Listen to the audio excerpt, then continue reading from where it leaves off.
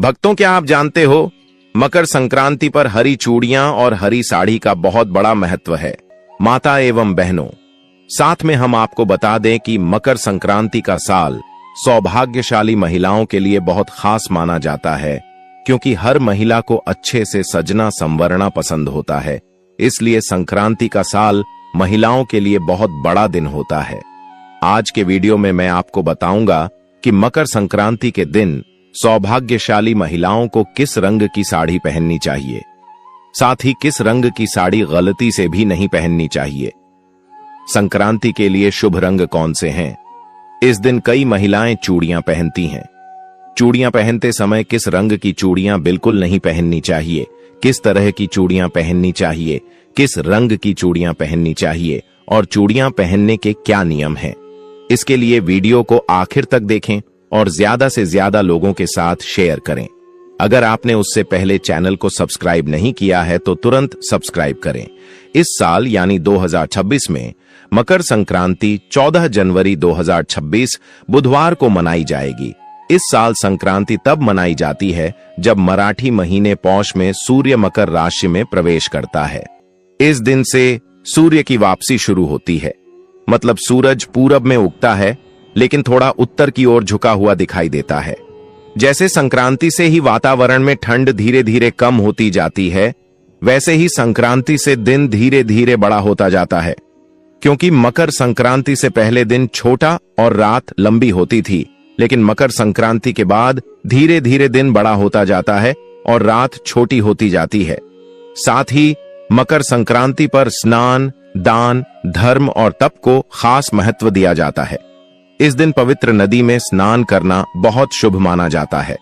साथ ही इस दिन दान करने से सभी तरह की मनोकामनाएं पूरी होती हैं और कई तरह के पुण्य मिलते हैं और सूर्य देव का आशीर्वाद भी मिलता है। खासकर मकर संक्रांति का त्योहार रिश्तों में मिठास बढ़ाने के लिए बहुत महत्वपूर्ण माना जाता है, क्योंकि इस दिन सभी एक दूसरे को तिल गुड़ देकर अपनी खुशी जाहिर करते हैं। इसलिए यह मकर संक्रांति बहुत महत्वपूर्ण है। लेकिन साथ ही यह त्योहार महिलाओं के लिए बहुत महत्वपूर्ण माना जाता है, क्योंकि इस त्योहार पर हल्दी कुंकवा को विशेष महत्व दिया जाता है। इसलिए भले ही इसे एक शुभ त्योहार कहा जाता है, महिलाएं हमेशा संक्रांति से रथ सप्तमी तक चल संक्रांति के अवसर पर हल्दी कुंकवा कार्यक्रम करती हैं। इसलिए संक्रांति का त्योहार महिलाओं के लिए बहुत महत्वपूर्ण माना जाता है। महिलाओं के मन में यह सवाल होता है कि इस दिन किस रंग की साड़ी पहने या किस रंग की साड़ी न पहने। संक्रांति के लिए शुभ रंग कौन से हैं? हमारे हिंदू धर्म में हर रंग का एक अलग और अनोखा महत्व है, क्योंकि हर रंग हर एक को एक अलग ऊर्जा प्रदान करता है। कुछ रंग सकारात्मक और शुभ तरंगें प्रदान करते हैं और कुछ रंगों को अशुभ माना जाता है और उन्हें नकारात्मकता का प्रतीक माना जाता है। लेकिन हमारे हिंदू धर्म में 4-5 रंग ऐसे हैं जिन्हें बहुत शुभ माना जाता है और हर काम या फिर पूजा पाठ के लिए भी इस्तेमाल किया जाता है। पहला रंग हरा है। हरे रंग को अच्छी किस्मत का प्रतीक माना जाता है, क्योंकि दुल्हन शादी में हरा चूड़ा भी पहनती है। दुल्हन शादी में हरी चूड़ियां भी पहनती है। शादी के बाद भी महिलाएं अपने हाथों में हरी चूड़ियां पहनती हैं, क्योंकि इससे पति की उम्र बढ़ती है। हिंदू धर्म ग्रंथ कहते हैं कि हरा रंग प्रकृति से जुड़ा है, इसीलिए आपको एक अलग तरह की एनर्जी मिलती है। शास्त्रों में भी हरे रंग को बहुत महत्व दिया गया है। तनतनवा के मौके पर कुछ देर हरे पेड़ या हरी घास को देखने से भी हमारा मन शांत हो जाता है, हमारी आंखों को ठंडक मिलती है। इसलिए हरे रंग का बहुत खास और अनोखा महत्व है। साथ ही जब हम देवी की पूजा करते हैं तो हरे रंग का ब्लाउज पीस या हरी साड़ी भी पहनते हैं, जिससे हमें पता चलता है कि देवी को हरा रंग कितना प्रिय है। इसलिए अगर हो सके तो आप या अगर आपके पास कोई है तो हरी साड़ी जरूर पहने। हमारे हिंदू धर्म में लाल रंग को भी बहुत शुभ माना जाता है। लाल रंग को सबसे आकर्षक माना जाता है। देवी लक्ष्मी को भी लाल रंग बहुत प्रिय है। लाल रंग को ताकत का प्रतीक माना जाता है। लाल रंग बहादुरी, संघर्ष, उत्साह, जोश, अच्छी किस्मत, एडवेंचर और नई जिंदगी से जुड़ा माना जाता है।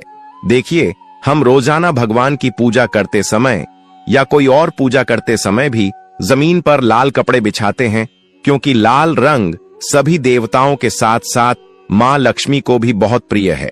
वहीं हमारी अच्छी किस्मत में सबसे जरूरी चीजों में से एक यह भी है कि केसरिया रंग भी लाल रंग का होता है। क्योंकि अच्छी किस्मत में सबसे जरूरी चीज हल्दी होती है, उसमें केसरिया रंग लाल होता है, इसलिए लाल रंग का महत्व बहुत ज्यादा है। यह रंग उत्साह, अच्छी किस्मत, हिम्मत और नई जिंदगी का प्रतीक माना जाता है।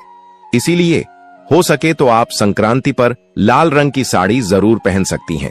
वहीं आप नारंगी या केसरिया रंग की साड़ी भी पहन सकती हैं, क्योंकि नारंगी रंग केसरिया रंग का होता है और इसे भी बहुत महत्वपूर्ण माना जाता है। यह रंग सूर्योदय और सूर्यास्त का रंग है। नारंगी रंग त्याग, ज्ञान, पवित्रता और सेवा का प्रतीक माना जाता है। छत्रपति शिवाजी महाराज की सेना का झंडा, रामकृष्ण और अर्जुन के रथ का झंडा नारंगी था, क्योंकि नारंगी रंग बहादुरी, बलिदान और वीरता का प्रतीक है। इसे उसी का प्रतीक माना जाता है और नारंगी रंग दैवीय शक्ति को दर्शाता है। इस रंग से एक सकारात्मक ऊर्जा प्रवाहित होती है, इसलिए यदि आप नारंगी रंग की साड़ी पहनते हैं तो भी आपको एक नई तरह की ऊर्जा मिलती है। फिर सबसे अधिक महिलाओं का पसंदीदा रंग गुलाबी है। गुलाबी रंग हर महिला के साथ बहुत लोकप्रिय है। गुलाबी रंग को प्यार का रंग माना जाता है और इस रंग को खुशी का प्रतीक भी माना जाता है। गुलाबी रंग हमेशा महिलाओं को आकर्षित करता है। महिला की उम्र चाहे जो भी हो, उन्हें गुलाबी रंग पसंद है। गुलाबी रंग के कपड़े पहनने से हमारा मन भी बहुत खुश होता है, हमें एक अलग ऊर्जा मिलती है। गुलाबी रंग खुशी और मन की शांति लाता है, इसलिए गुलाबी रंग का एक विशेष महत्व है। इसलिए आप संक्रांति पर गुलाबी रंग की साड़ी जरूर पहन सकते हैं। अब मैंने आपको जो भी रंग बताए हैं वे सभी शुभ रंग हैं, और जब हम संक्रांति के दिन ऐसे रंग के कपड़े पहनते हैं तो ऐसे रंग बाहर से गर्मी को सोख लेते हैं, वे हमारे शरीर को स्वस्थ रखते हैं। इसलिए यदि संभव हो तो इस रंग के कपड़े पहने। इस दिन खुद को ठंड से बचाने के लिए गहरे रंग के कपड़े पहने जाते हैं, लेकिन साथ ही आप चिंतामणि रंग, पोपी रंग, रानी रंग, क्रीम रंग जैसे रंगों के कपड़े भी पहन सकते हैं। आप इस दिन ऐसी साड़ी भी पहन सकते हैं, लेकिन सबसे खास बात यह है कि मकर संक्रांति ही एकमात्र ऐसा साल है जब इस दिन रंगीन कपड़े पहने जाते हैं या रंगीन साड़ी पहनी जाती है। मकर संक्रांति के दिन काले कपड़े पहनने की परंपरा है। मकर संक्रांति के दिन रात लंबी होती है और इस दिन से दिन का उजाला बढ़ने लगता है। रंगीन कपड़े पहनकर अंधेरी रात को अलविदा कहा जाता है। एक और महत्वपूर्ण वैज्ञानिक कारण यह है कि इस रंग के कपड़े गर्मी को सोखते हैं और मकर संक्रांति की ठंड में आते हैं। ठंड के दिनों में अपने शरीर को स्वस्थ रखने के लिए मकर संक्रांति पर रंगीन कपड़े पहनने की परंपरा है। चूंकि तिल भी ठंड के दिनों में शरीर के लिए बहुत उपयोगी होते हैं, इसलिए तिल देने की परंपरा है। अगर साल में किसी से झगड़ा हुआ हो तो मकर संक्रांति के दिन तिलुल चढ़ाकर उसे माफ करने और भूलने का संदेश देने का रिवाज है। इस रंग के महत्व को देखते हुए आप संक्रांति पर रंगीन साड़ी जरूर पहन सकती हैं। रंगीन कपड़े भी पहन सकती हैं, लेकिन आपने सोचा होगा कि इस दिन किस रंग की साड़ी पहने। लेकिन हमारी हिंदू परंपरा के अनुसार हमें उस रंग से बचना चाहिए जो संक्रांति देवी पहनती हैं। हर साल संक्रांति पर महिलाएं अलग अलग रंगों के कपड़े पहनती हैं और यह प्रथा पुराने समय से चली आ रही है। जब संक्रांति आती है तो सभी महिलाएं बात करती हैं कि इस साल की संक्रांति किस रंग की आई है या कौन सी संक्रांति आई है। इस साल यानी 2026 में संक्रांति पीले रंग की आई है, इसलिए इस साल हमें गलती से भी संक्रांति पर पीली साड़ी नहीं पहननी चाहिए। मैं यह नहीं कहूंगा कि पीला रंग बिल्कुल भी अशुभ है, लेकिन इस संक्रांति त्योहार के लिए हमें उसी रंग के कपड़े या साड़ी नहीं पहननी चाहिए जो संक्रांति भक्त पहनते थे। इसमें केवल पीले कपड़ों का उल्लेख है, इसलिए आपको पीले कपड़ों से बचना होगा। अन्यथा आप अन्य पीली चीजों का उपयोग कर सकते हैं, जैसे हल्दी, केसर या सोना। यदि आप इस संक्रांति पर केवल पीले कपड़े नहीं पहनना चाहते हैं तो इस संक्रांति पर अपनी बेटी या बहू को पीली साड़ी न दें या अपने बच्चों को पीले कपड़े न पहनाएं। इसी तरह पीला रंग बहुत महत्वपूर्ण है। पीले रंग को पीतांबर कहा जाता है, लेकिन हमें संक्रांति के 1 दिन या 3 दिनों के लिए पीले रंग से बचना होगा। साड़ियों के साथ संक्रांति पर चूड़ियां पहनने का भी एक तरीका है। देखिए, पुराने समय से हमारी दादी और मां संक्रांति या नागपंचमी जैसे त्योहारों पर चूड़ियां पहनती थीं। अब भले ही हम लड़कियां चूड़ियां पहनने के लिए कसारा न जाएं, फिर भी हम संक्रांति के लिए दुकान से नई चूड़ियां खरीदती हैं और उन्हें जरूर खरीदती हैं। 16. चूड़ियां श्रृंगार में। इसलिए हिंदू शास्त्रों में भी चूड़ियों का बहुत महत्व है और कहा जाता है कि संक्रांति के दौरान महिलाएं सुंदर सजती संवरती हैं, साड़ी पहनती हैं, ओसाया जाती हैं, हल्दी कुटकी लगाती हैं और तिल गुड़ देती हैं। इसलिए आपके हाथों में 2 कांच की चूड़ियां या हरी चूड़ियां जरूर होनी चाहिए। हो सके तो कांच की चूड़ियां पहनने की कोशिश करें और उनमें से हरी चूड़ियां पहनें तो बेहतर होगा, क्योंकि हरे रंग को शुभ और सौभाग्य का प्रतीक माना जाता है। यह भी कहा जाता है कि हरी चूड़ियां पहनने से पति की उम्र बढ़ती है, यानी उसका सौभाग्य बढ़ता है। हिंदू शास्त्र कहते हैं कि हो सके तो कांच की चूड़ियां पहने, लेकिन हरी चूड़ियां भी पहने। चूड़ियां पहनते समय एक हाथ में 6 और दूसरे हाथ में 7 पहने। ये हैं चूड़ियां पहनने के नियम। यानी आपको एक हाथ में एक और चूड़ी पहननी है, यानी आपको एक चड्ढी पहननी है। देखो, अगर तुम चूड़ियां लेने के लिए कसारा के पास भी जाओगी तो भी तुम्हें चूड़ियां उसी तरह पहननी है। कसारा एक हाथ में ज्यादा चूड़ियां पहनते हैं, लेकिन अगर तुम उन्हें घर पर पहनने वाली हो तो तुम्हें उन्हें घर पर ही पहनना चाहिए। क्या आप एक हाथ में एक से ज्यादा चूड़ियां पहनना चाहती हैं, या आप कितनी पहन सकती हैं? 1 दर्जन का मतलब है एक हाथ में 12 या 13 चूड़ियां। यह चूड़ियां पहनने का नियम है, तो आपको उन्हें इसी तरह पहनना चाहिए। चूड़ियां पहनते समय गलती से मेटल या प्लास्टिक की चूड़ियां इस्तेमाल न करें। चूड़ियां पहनते समय गलती से अपने हाथ में छोटी चूड़ियां न डालें। अगर चूड़ियां छोटी हैं तो उन्हें अपने हाथ से निकाल लें। भक्तों, अब हम आपको कुछ ऐसी गलतियां बताएं नहीं जा रही हैं जो सुहागन स्त्रियों को भूलकर भी नहीं करना चाहिए। सुबह स्नान दान किए बिना भोजन कर लेना। मकर संक्रांति पर स्नान दान का विशेष महत्व होता है। सुहागन महिलाओं को इस दिन सूर्योदय के बाद स्नान किए बिना या दान पुण्य किए बिना भोजन नहीं करना चाहिए। ऐसा माना जाता है कि बिना स्नान और पूजा के भोजन करने से पुण्य का फल नहीं मिलता और सौभाग्य में कमी आ सकती है। स्नान के बाद सूर्य देव को जल अर्पित करना, तिल या गुड़ का दान करना अत्यंत शुभ होता है। इससे वैवाहिक जीवन में मधुरता बनी रहती है और नकारात्मक प्रभाव दूर होते हैं। गलती 3, पति से झगड़ा या कटु वचन बोलना। मकर संक्रांति के दिन सुहागन महिलाओं को विशेष रूप से अपने पति के साथ झगड़ा, तकरार या कठोर शब्दों का प्रयोग नहीं करना चाहिए। यह दिन ग्रहों के परिवर्तन का होता है और इस दिन बोली गई नकारात्मक बातें लंबे समय तक असर डालती हैं। मान्यता है कि इस दिन पति का अपमान या मन दुखाने से दाम्पत्य जीवन में तनाव, कलह और दुर्भाग्य बढ़ सकता है। इस दिन संयम, प्रेम और सम्मान का भाव रखना चाहिए ताकि वैवाहिक जीवन में सुख शांति बनी रहे। गलती 4, तिल गुड़ या दान का अपमान करना। मकर संक्रांति पर तिल और गुड़ का विशेष महत्व है।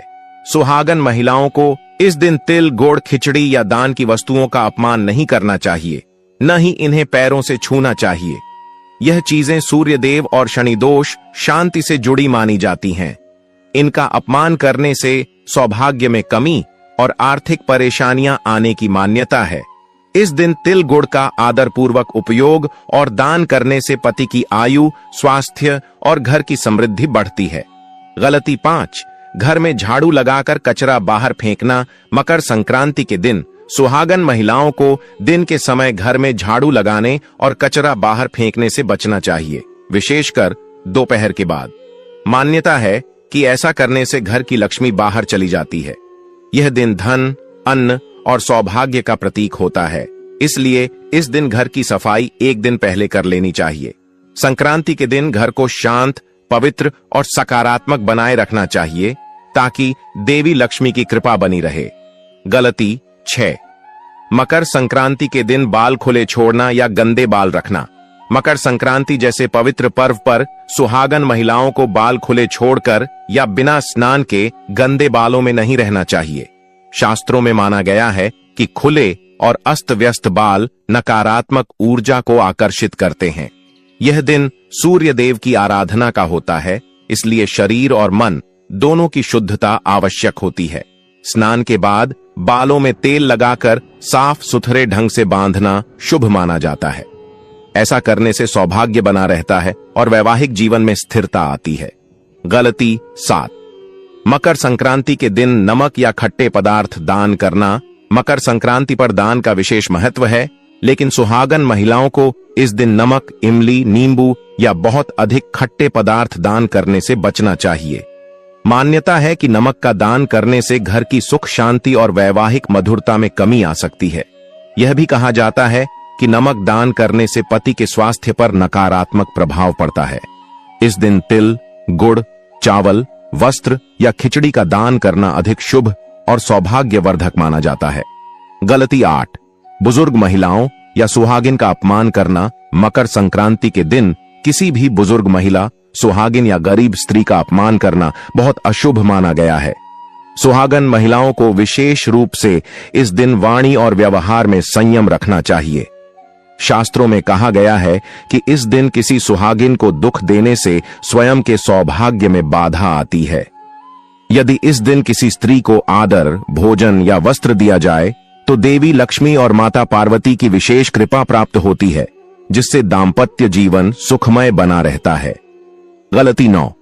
मकर संक्रांति के दिन नकारात्मक बातें बोलना या रोना। मकर संक्रांति को नए शुभ चक्र की शुरुआत माना जाता है।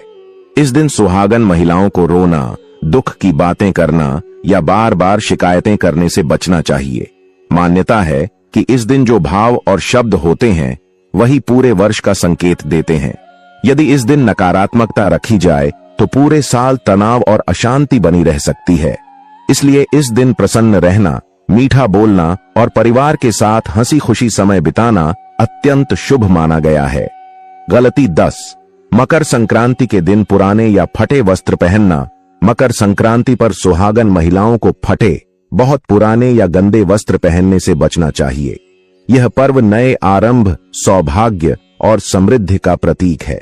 पुराने वस्त्र पहनने से नकारात्मक ऊर्जा का प्रभाव बढ़ता है और लक्ष्मी कृपा में बाधा आती है। इस दिन नए या स्वच्छ वस्त्र पहनना शुभ माना गया है, विशेषकर लाल, पीले या हरे रंग के। ऐसा करने से पति की आयु, स्वास्थ्य और वैवाहिक सुख में वृद्धि। मकर संक्रांति पर एक मुट्ठी काले तिल पर वार के सिर से 7 बार वार कर उत्तर दिशा में फेंक दें। मानत है इससे रोग दूर होते हैं, कर्ज की समस्या से छुटकारा मिलता है। दोस्तों, अब आपको मैं बता दूं कि अब मैं बात करने वाला हूं पितृ, जो हमारे पूर्वज होते हैं, उनके बारे में। दोस्तों, अगर पितरों को आप प्रसन्न कर लेते हो तो आपका जीवन तो वैसे ही धन हो सकता है। दोस्तों, क्योंकि हमारी जो पूर्वज होते हैं वह हमें प्रत्येक समय देखते हैं और हमारे जीवन का एक अभिन्न अंग होते हैं।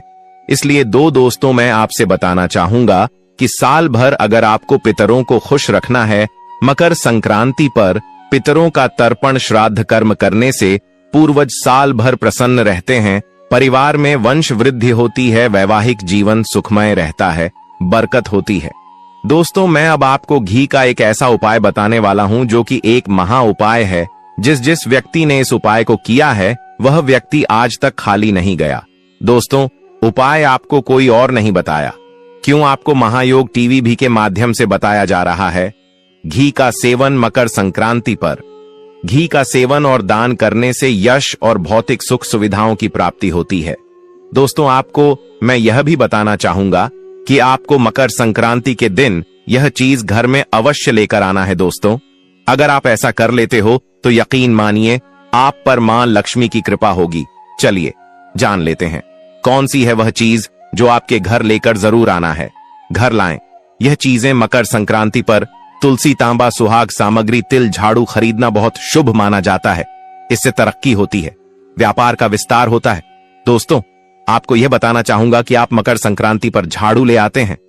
दोस्तों, आपको यह तो झांत ही होगा कि जो झाड़ू होती है, इसमें हिंदू धर्म में ऐसा माना जाता है कि मां लक्ष्मी का इसमें बस होता है। दोस्तों, ऐसा कोई व्यक्ति ना होगा जिसे यह जानकारी ना होगी कि झाड़ू में मां लक्ष्मी का वास होता है। और दोस्तों, आपको बताना चाहूंगा कि झाड़ू का एकमात्र ऐसा उपाय भी है जिसे करनी मात्र से हर एक व्यक्ति धनी बन सकता है। दोस्तों, वह उपाय भी आपको चलिए मैं आपको बता देता हूं। वैसे तो मैं आपको वह उपाय भी बता देता हूं। दोस्तों, आपको क्या करना है, मकर संक्रांति के दिन एक झाड़ू ले आना है बाजार से, जो कि आपको दिन में आप कभी भी ला सकते हैं। झाड़ू को लाने के बाद आपको क्या करना है, आपके पूरे घर में नई झाड़ू से झाड़ू लगा लेना है। और झाड़ू लगाने के बाद दोस्तों, आपको एक छोटा सा काम करना है। वह कार्य यह है कि आपको जो झाड़ू लेकर आए हैं उसे झाड़ू के नीचे आपको एक सिक्का रख देना है। और उसे सिक्के को रखने के बाद आगे आपको क्या करना है, उसे सिक्के को सुबह हो जाए, जब अगला दिन हो जाए तो उसके बाद उसे सिक्के को निकाल कर रख लेना है। दोस्तों, उसके बाद उसे सिक्के को आप अपनी तिजों में रख लेना। दोस्तों, इसे रखने के बाद आपको कुछ नहीं करना। अब आप 10 से 15 दिन में ही देख लेना, आप पर ऐसी पैसों की बारिश होगी जिसका आपने पूरे अपने जीवन में नहीं सोचा होगा। जिस तरह से आप पर मां लक्ष्मी मेहरबान होगी। दोस्तों, अब तक आपने हमारी वीडियो को पूरा देखा है तो महायोग टीवी को जरूर सब्सक्राइब कर लेना। और ऐसी ज्ञानवर्धक वीडियो देखने के लिए महायोग टीवी चैनल आपका दिल से तहे दिल से धन्यवाद करता है। कौन से उपाय मकर संक्रांति के दिन करने से हमें लाभ की प्राप्ति हो सकती है, या किसी और दिन भी इन उपायों को कर सकते हैं कि नहीं? ओम नमः शिवाय, जय महाकाल। आज हम लोग मकर संक्रांति के महा उपाय को लेकर के बात करेंगे, जो कि मैं पूछ की कथा से ही सुना है और आपको अच्छी तरीके से बताने की मैं पूरी कोशिश करूंगा। घर होता है, अगर इस घर की तरक्की रुक गई है ना, तो उसका सिर्फ एक कारण होता है। वह कारण क्या है? अगर आपके घर में सस जो है वह बहू से लड़ाई कर रही है, जो बहू है वह सास से लड़ाई कर रही है, भाई भाई लड़ रहा है, पत्नी पति से लड़ रही है, तो अगर कुछ इस तरीके से महाबली खाने का मतलब अगर आपके घर में क्लेश